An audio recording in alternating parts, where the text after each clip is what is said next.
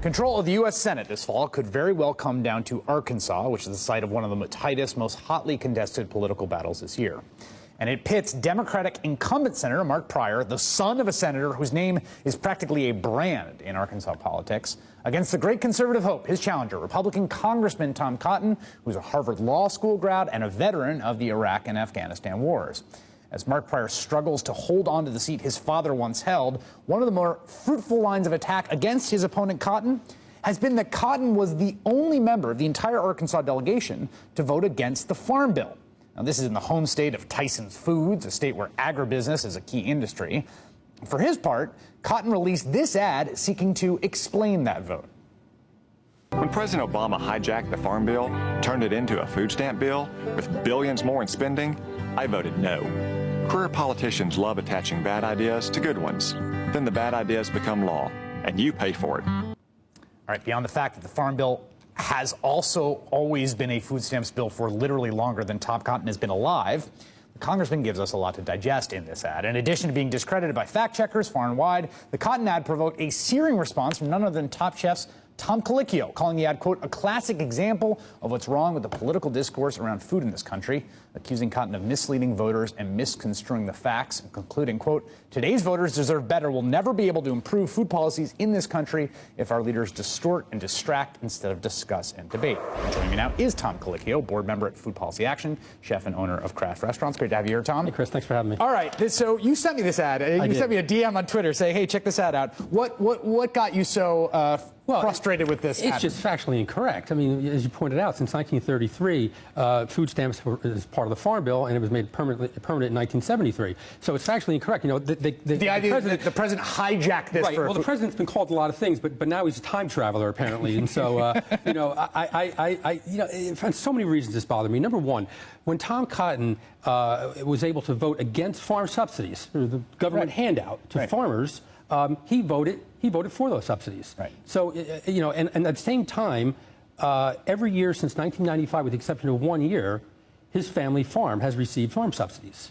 So wait a second. Yes. The Cotton family farm that is the gorgeous, lush, and pastoral background to the down-home message being communicated in that ad. That is a farm that's actually getting checks from the government. That's exactly right. Yes. And all that time, when you have poverty in Arkansas, 20% of the population is on food stamps. 200,000 children rely on SNAP for food in their households, and he voted to cut $31 billion out of the SNAP program. Okay, so let's be clear about what happened here. The House did this unprecedented thing, and Tom Cotton serves in the House. That's why he was voting on it. They tried to split the Farm Bill. They split the Farm Bill, right? So the idea behind the Farm Bill is, okay, we've got this kind of interesting piece of legislation that unites urban and rural America by sort of the food stamps are in with the rural subsidies. Sure. Okay. The House split it up. They tried. They tried, right? And they had two bills. One was just the subsidy side, right, the stuff that the cotton farm is getting. Right, and that he approved. And he voted for that. He voted for that. So he's in there voting to say, keep giving the Cotton family farm federal money for their farm. Yes.